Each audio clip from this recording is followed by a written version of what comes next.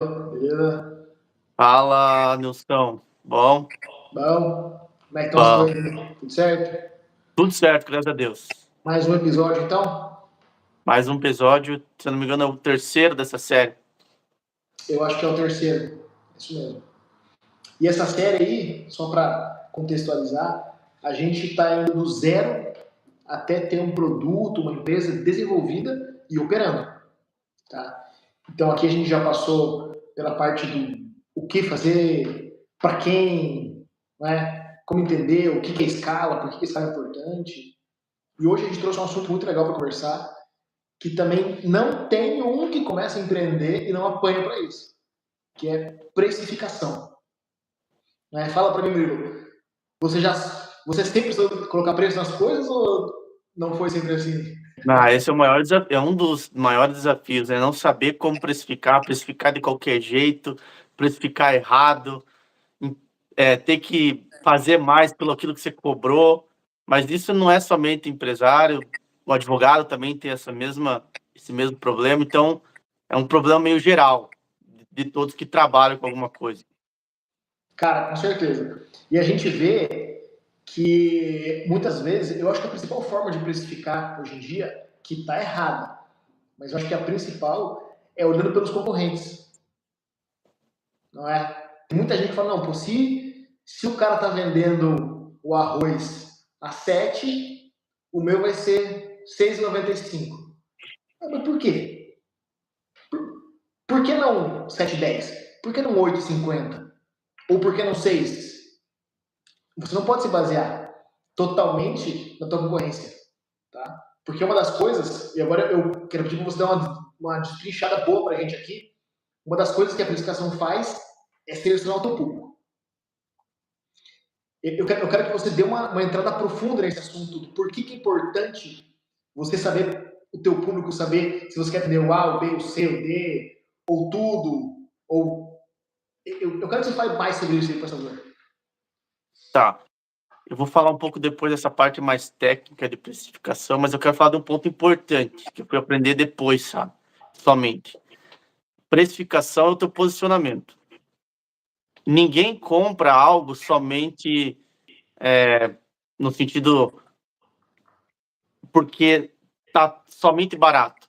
No sentido que quando você posiciona o teu negócio em algo mais caro, você está passando um posicionamento para quem compra de você. E a percepção de valor de quem compra, isso é bem interessante, a gente fala de percepção de valor por causa do preço. Eu vou repetir. Percepção de valor por causa de preço. Se você entrar hoje para comprar algo, e eu for presentear você, Nilson, com algo, a gente já conversou sobre isso, com um presente de 10 mil reais e um presente de 100 reais. Obviamente, o preço trouxe um valor para o presente que eu estou te dando, no caso. Então, por que eu trago isso?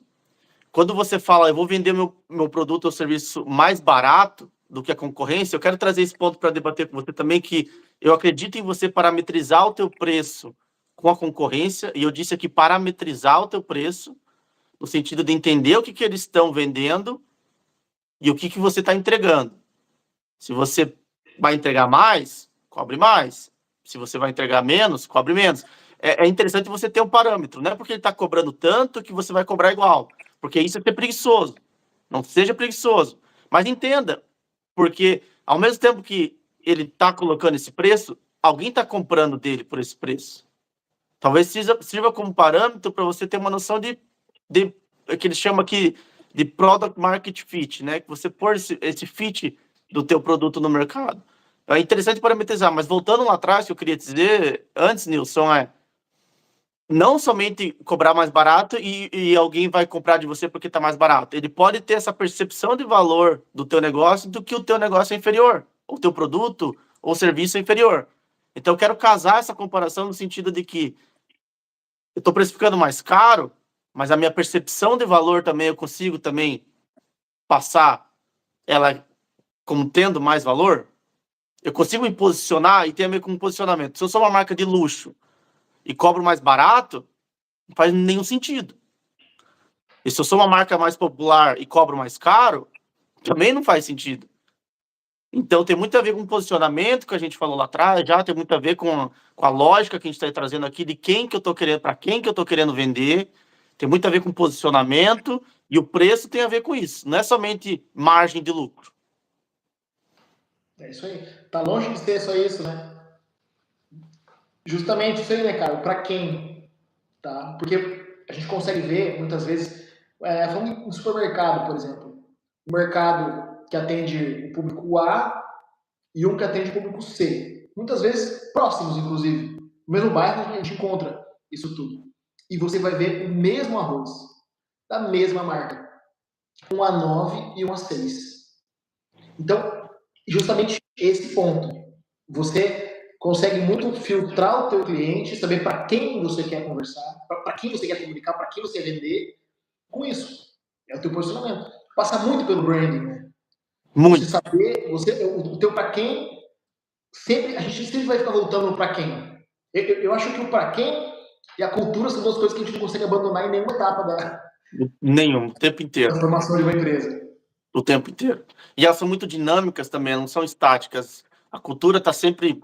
Também, ela nunca fica de um jeito só, ela muda porque o cenário muda, mas também o teu público muda, e não é somente... Quando a gente está dizendo público muda, o comportamento do consumidor muda. E a gente está vendo hoje, e eu vou trazer um paralelo interessante, como o Monjaro está mudando o comportamento de compra hoje. Porque o Monjaro, e até é polêmico esse assunto, ele tira teu apetite.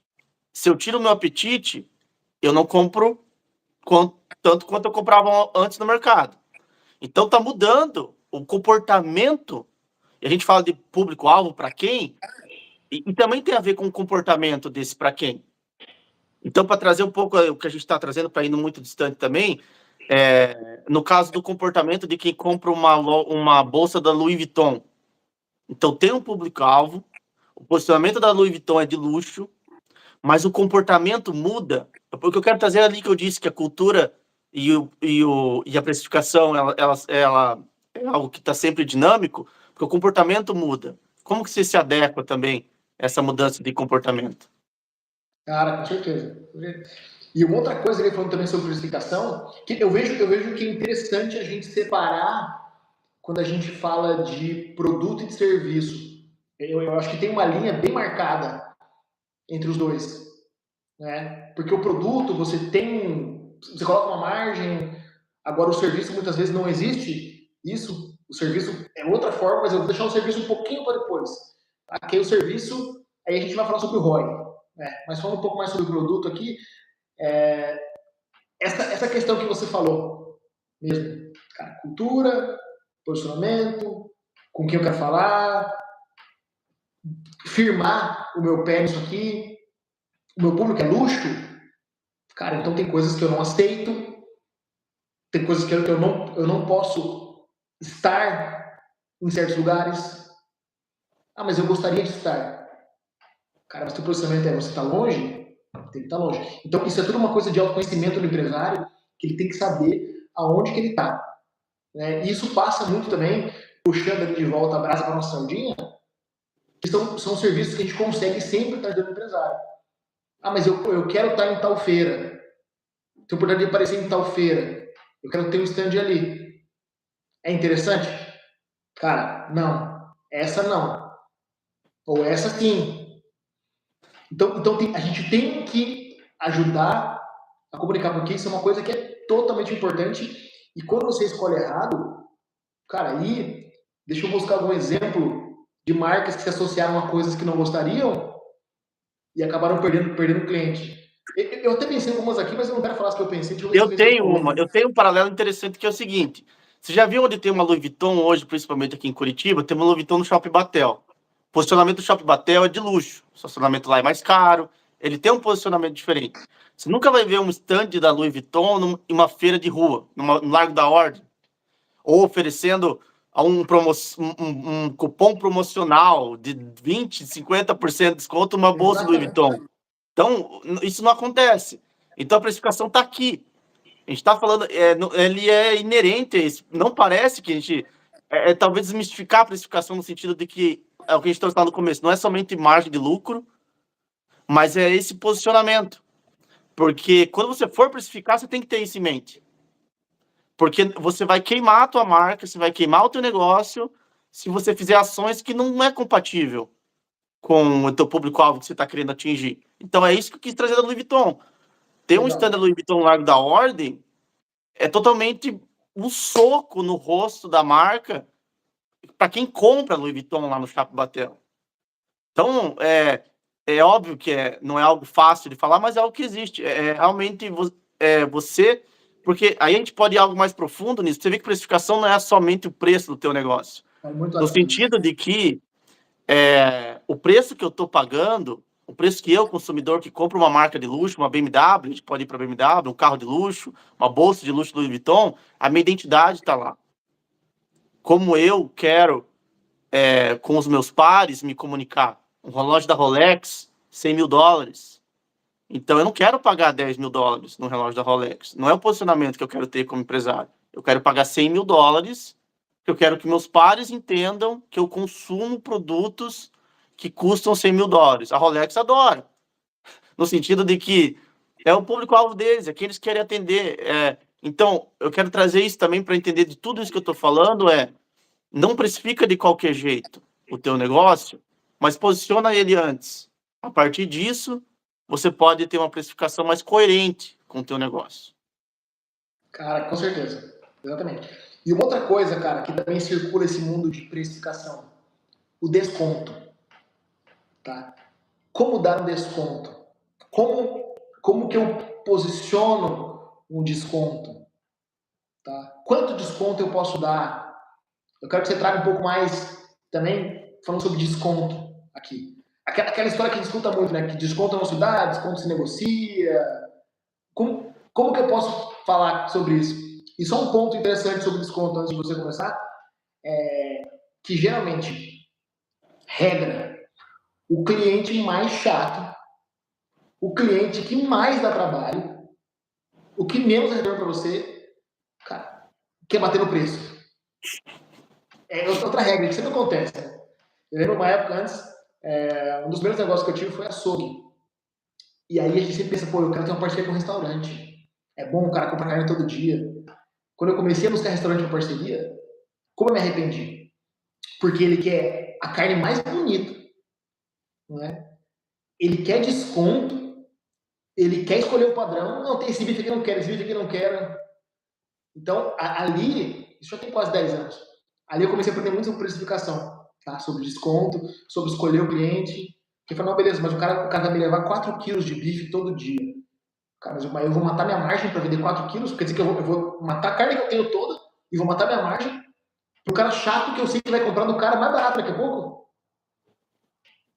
Então, voltando à minha pergunta para você, quero que você fale um pouco sobre desconto, né? Você é desconto. Como que eu lido com essa situação de desconto?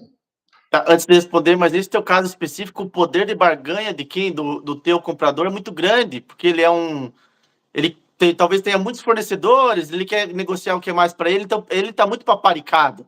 Então é muito difícil você vender para ele nesse sentido, que tem que sacrificar muito a margem para poder tentar entrar no negócio, né? A gente vê com quem negocia também com grandes empresas, Nilson. Eu já vou entrar na tua pergunta lá, mas só para ver que é muito comum isso acontecer, o poder de barganha do comprador. Você vê isso em supermercado, você vê isso em grandes empresas que tentam, até o próprio poder público.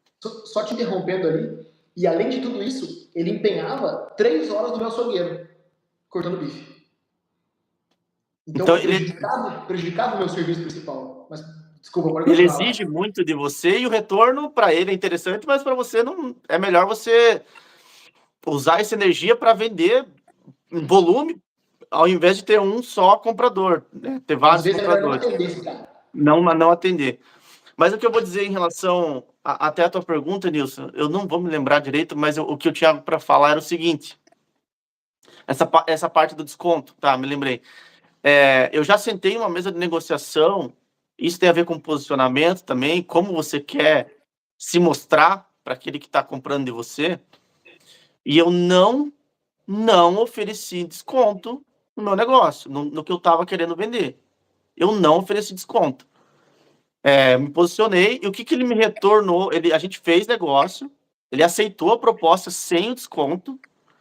E o que ele trouxe para mim ao final da reunião? Murilo, eu sou igual a você. Eu não ofereço desconto. O meu preço é esse. Se você quiser, você compra. Eu já tenho um preço fixo no sentido, minhas margens já estão aqui dentro. Esse é um preço que eu tenho para você.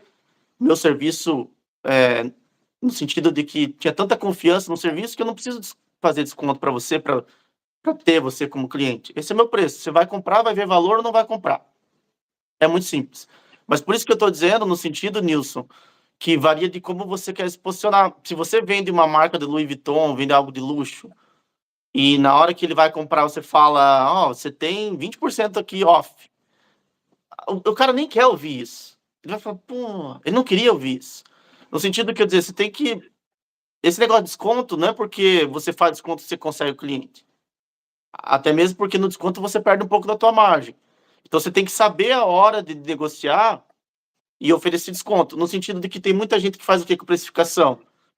Põe já um valor mais alto daquele produto para quando for negociar o produto, ele já está um pouco, já tem margem que a gente usa aqui no termo para sacrificar para poder vender o produto. Mas assim, é uma técnica que funciona. Se você for para Marrocos hoje, se você for para Turquia, em Istambul, eles não fazem negócio com você se você não pechinchar. Também tem de cultura para cultura, no sentido que eles aprendem, porque eles também estão operando nessa lógica de cobrar mais alto para a gente negociar um valor e a gente acabar chegando num denominador comum. Mas, assim, eu não vou ser a favor do desconto, Nilson, mas eu vou dizer, depende do modelo de negócio. Isso aí, essa é a chave. Essa é a chave. Depende do modelo de negócio. Você vê que o mercado funciona, você vê eles fazendo promoção o tempo inteiro. Porque para eles faz sentido. Mas para outros tipos de negócio, talvez você vai dar mais um soco na tua marca e aquele cliente não vai comprar de você. E eu já vi isso acontecer também. O cliente indo comprar com outro mais caro, mesmo você oferecendo desconto. Então, são coisas que você acha que não acontecem. Porque vender mais barato, meu produto é melhor, vendo mais barato, eu vendo em volume. Nem sempre. Nem sempre. É isso aí. Por isso que o modelo de negócio tem que ser um guia, né, cara? E tem que ser pensado, tem que ser escrito, tem que ser aplicado, tem que ser revisitado. Por quê? Vou dar desconto, vou dar muito desconto. Tá certo? Tá errado? Depende. Ah, não, zero desconto. Tá certo? Tá errado? Cara, depende. Eu já tive negócios que, cara, desconto fazia parte. O próprio açougue, cara, desconto acaba fazendo parte. Do jeito que eu trabalhava. Agora, tem serviços que não existe desconto. Não tem? Não cabe na mesa, muitas vezes, falar de desconto. Exatamente. Né? Mas agora, vamos partir para outro assunto, outro lado da conversa de precificação, tá? Que é onde a gente está mais inserido, que é a parte do serviço. Eu não compro uma coisa para revender. É uma coisa que eu criei, uma coisa que eu entrego, uma solução que eu tenho, que o meu time faz. Como que eu boto preço numa coisa assim? Muitas vezes é uma coisa que só eu faço. A dor que eu resolvo ali, eu não achei ninguém mais que resolve. Como que eu vou botar preço nesse negócio? Como que eu sei se é caro, se vai? É 1.000, é 10 mil, é 50 mil, é 300? Como que o cara chega na conta do preço que ele tem que colocar? Então, Nilson, como tudo que a gente traz aqui, nunca tem uma receita de bolo. Por isso que a gente pode falar de negócios aqui não somente meia hora, mas o dia inteiro. O que eu percebo como mais interessante você fazer é você, na primeira venda, ter esse feedback já. Então, na primeira venda que você, provavelmente você vai começar vendendo não no preço que você gostaria, porque é a tua primeira venda. A gente está falando aqui para quem está começando, tem a ver começando com o negócio. Porque quando você faz uma proposta para alguém e ele vai te dar o feedback, ele vai dizer, não, tá caro. Primeiro, se ele não comprar, você pode perguntar para ele, cara, o que aconteceu? Posso saber o teu motivo de não ter contratado, não ter comprado? Ele vai te dar o feedback, falar, cara, tá caro.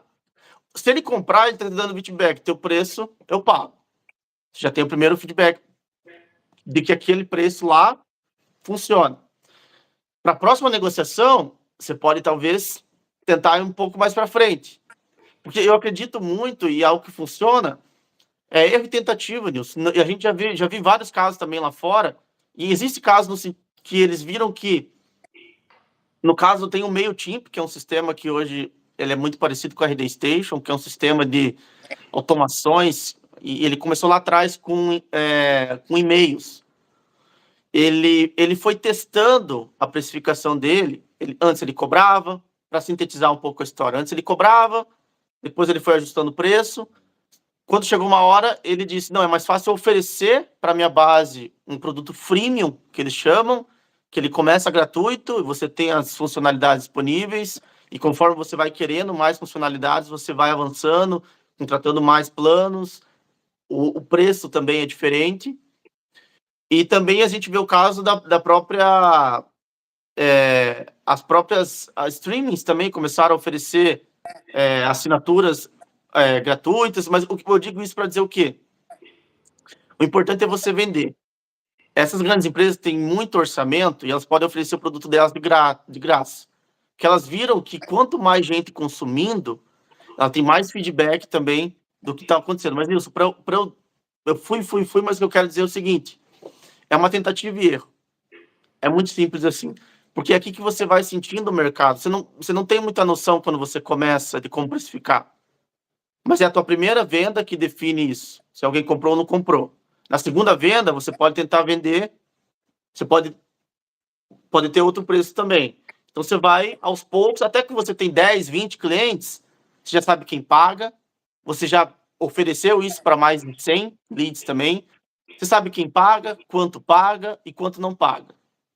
Então, você tem esses 3 pontos para se basear. Você tem dados para analisar a tua precificação. Então, eu sou muito a favor disso, de ter esse feedback do mercado para você precificar o negócio, porque não é você que decide quanto você vai ganhar, é o mercado que decide quanto que vai pagar pelo aquele teu serviço, o quanto ele está pagando pelo aquele teu serviço. E a gente pode falar de retorno de investimento também aqui, quanto você comunica também o teu retorno de investimento, isso é interessante na precificação. E isso é um negócio interessante para serviço, Nilson, quando você comunica que você, pagando um determinado valor, X, com os resultados desse investimento, você vai ter 3x depois. Então, ele já começa a ver o teu preço diferente também. Fala, tá, eu estou colocando X um período de tempo Y. Mas nesse período Y depois ou durante, eu vou ter 3x de faturamento a mais. Ou seja, paguei os caras e ainda ganhei 2 vezes em cima. Então, ele não vai fazer esse cálculo para quem você está vendendo o serviço sozinho. Você tem que fazer esse cálculo para ele. Você tem que falar, tá aqui. Isso aqui quanto custa mais. Porque assim, se você retorna 300 mil para ele, o que é 30 mil para ele pôr para você? Então você acha, para você, poderia, na tua cabeça, não, é 10 mil esse serviço. Só que você pode precificar mais, porque está retornando muito mais. Aí você constrói isso na cabeça de quem você está vendendo. Obviamente, você tem que ter um modelo de negócio que funciona, que realmente entrega esse tipo de resultado. Então, mais ou menos isso que eu penso sobre precificação, sabe, Nilson, quando a gente está falando de serviço. Cara, eu acho que essa linha aí, cara, que você seguiu é bem interessante mesmo. Tá? Até se concluiu ele falando sobre o retorno do investimento, que é o ROI. Quando você vende para alguém uma coisa que a pessoa vai ter um retorno sobre isso, e você sabe disso, e você sabe comunicar isso para quem está comprando, você venceu o jogo. Ó, o meu serviço custa 10 mil. Usando o meu serviço, você vai fazer 30 mil. Ou você vai economizar 30 mil. Meu serviço é caro? Não. Tá ótimo. Esse é um modelo de negócio. Então, assim, é interessante para quem está também ouvindo a gente. Não começa com um número da tua cabeça. Começa com o ROI que você gera. É muito mais fácil especificar em cima de ROI. É óbvio que a gente está falando aqui diferente de quem vai consumir ou contratar alguém, um cantor musical. É diferente, porque não tem um ROI necessariamente. Até pode medir. Se você for ser mais analítico, você contratando talvez um poder público que está contratando um cantor para trazer na cidade. Quanto de publicidade, quanto que isso melhora os negócios na cidade, quanto que a população vai se agradar mais de você. Tem outras métricas que você pode falar que esse ROI existe, não somente ele sendo financeiro. É isso mesmo. E quando você consegue entender o ROI, comunicar e você ser compreendido no ROI, aí como eu disse, né, é o melhor dos mundos. Porque o empresário, né, o teu cliente, ele vai saber que vai ter um retorno. Então ele vai saber o que é caro, o que é barato. Igual você falou no começo, não sei cobrar. Vou supor um valor aqui e vou tentar vender por esse valor que eu supus. Funciona? Você não vendeu nada. Talvez seja o preço. Se vendeu muito. Cara, pô, vendi demais até. Pô, ajustar o preço. Essa é uma forma, não é? Eu vou te dar um exemplo meu aqui mesmo. Tem um serviço que eu comecei a vender e eu fui cobrar R$500 pelo serviço. Eu não fazia ideia de quando cobrar pelo serviço. Tinha um cara muito menos conhecimento e eu não vendi por R$500. Não vendi. 6 meses depois, a mesma coisa. Eu vendia por R$12.000. Depois que eu entendi o que eu estava fazendo, entendi o trabalho que ia me dar, eu pensei, ainda bem que eu não soube vender. Mas o que melhorou nesse processo, você acha? Que foi a tua comunicação do ROI? Ou você simplesmente soube vender melhor? Que também tem a ver com comunicar o ROI.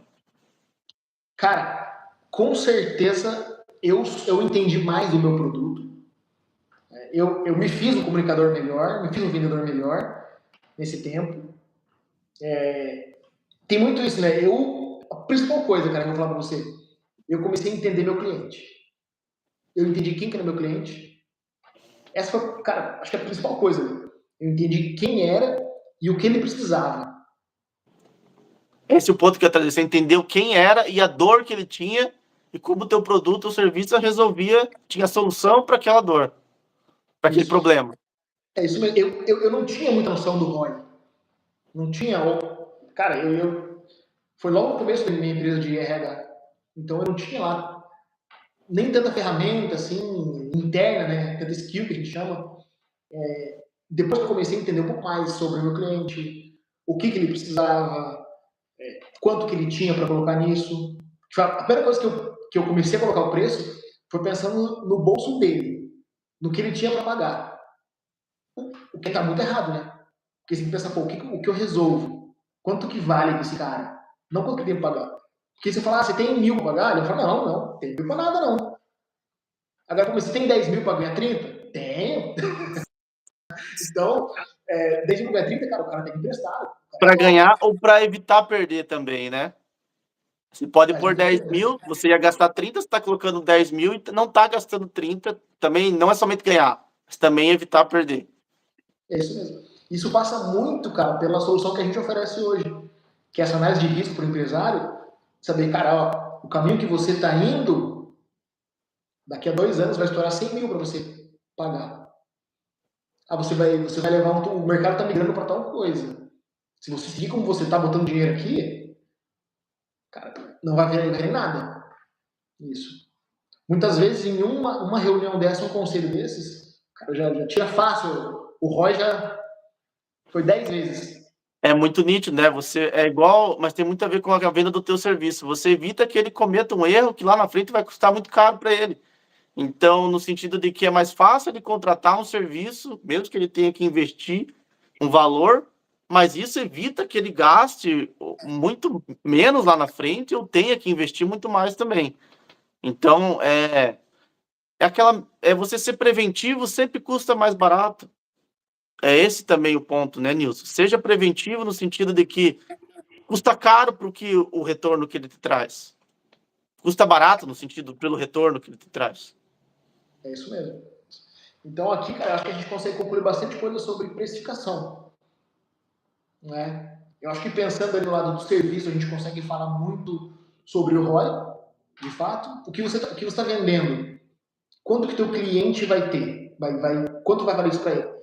Em dinheiro no bolso ou em dinheiro que não saia? Em dinheiro que entra ou que não saia? Porque o ROI também não necessariamente precisa ser dinheiro. Pode ser que estão vendendo algo aqui, no caso, uma mentoria para você, que não tem necessariamente um retorno financeiro, mas tem algum outro tipo de retorno que, eventualmente, pode ser que se torne financeiro ou não, possa ser desenvolvimento pessoal, mas o ROI, seja ele qual for, ele tem que estar muito bem comunicado. É isso aí. Você tem que entender e tem que ser compreendido depois sobre o ROI.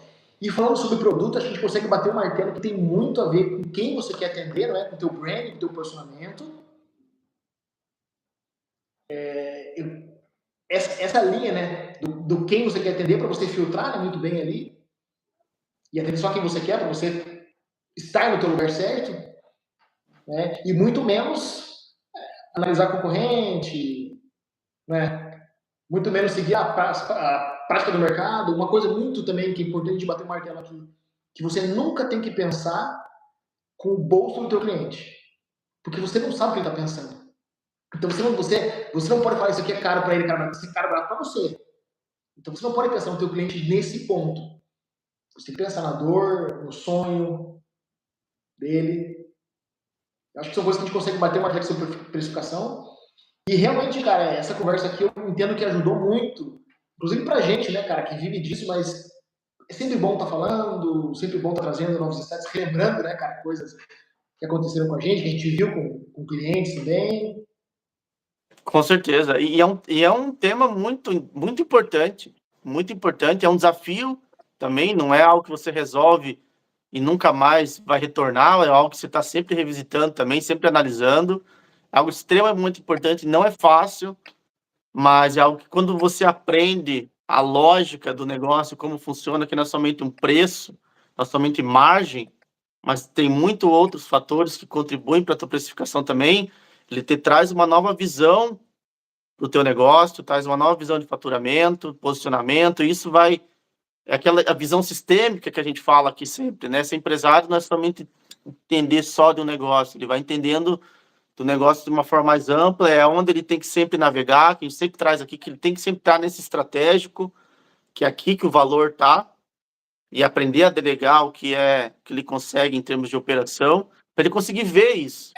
Porque se ele está muito na operação, ele não vê, ele só vê margem, ele não vê outros fatores determinantes que podem ajudar ele a talvez vender mais, cobrar mais, ou talvez ele tenha que cobrar menos, ou talvez ele tenha que até não vender mais, o negócio não funciona. Mas assim, para quem está começando, tem que ter uma mentalidade de startup. R, e R rápido. O melhor feedback que você tem é o do mercado, ele vai dizer se ele compra ou não de você. Então tenha isso. É o que a gente pode trazer, a gente aprende muito com o feedback contínuo. Então, tente vender várias vezes e vai coletando esse feedback. Aqui você vai ver, e muitas empresas grandes começaram assim, começaram com uma proposta, um produto, e eles pivotaram totalmente porque viram que aquilo que eles estavam pensando não funcionava, o mercado não tinha interesse em comprar. Era o melhor produto do mundo, inovador, melhor produto, mas não vendia, o mercado não queria comprar. Então, você tem que vender o que o mercado compra. E você tem que precificar o que o mercado paga. É simples assim. Isso aí, essa é a regra, então. Exatamente. Mas é isso aí, cara. Cara, muito legal o nosso papo de novo. Falando mais sobre como construir, né, cara, um negócio, como ter um produto, cara, como entrar no mercado. Essa série tá bem legal mesmo. Matamos aqui o terceiro episódio. Na próxima quinta-feira, 15 para as 4 da tarde, mais um episódio. Quarto episódio da série, né? Essa série tem entre torno de 5 a 10 episódios, se eu não me engano, Nilson. Isso mesmo. Então, a gente pensou em 5, mas a gente tem assunto para mais de 5, hein? Tem assunto para tem assunto para mais. Então a gente pode ver se a gente vai encerrar na próxima live e a gente encerra esse projeto aqui e começa um novo projeto já para quem já viu essa série aqui, tá? Que é algo mais aprofundado, alguns temas também que a gente pode debater. Então a gente vai analisar, né, Nilson? Show. Isso aí, Murilo. Valeu pela conversa. Valeu, Nilson. Terça-feira temos live de novo, né? Tem mais uma live, o React, né? A gente vai ter um React de uma notícia que a gente sempre escolhe para conversar o que está acontecendo. Porque aquela coisa, o empresário não pode viver numa caixa, ele não pode viver...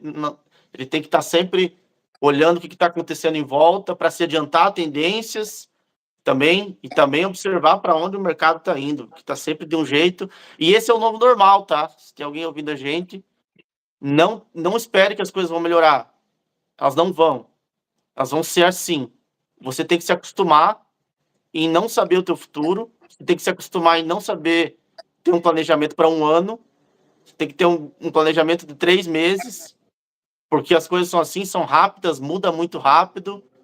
E como o teu cérebro tem que aprender a operar. E esse tem que ser um modus operandi. Não espere, as coisas vão melhorar no futuro. Não vão. É assim que as coisas vão ser nos próximos anos. Fechou. Isso aí. Valeu, Murilo. Um abraço. Até mais, cara. Um abraço. Valeu.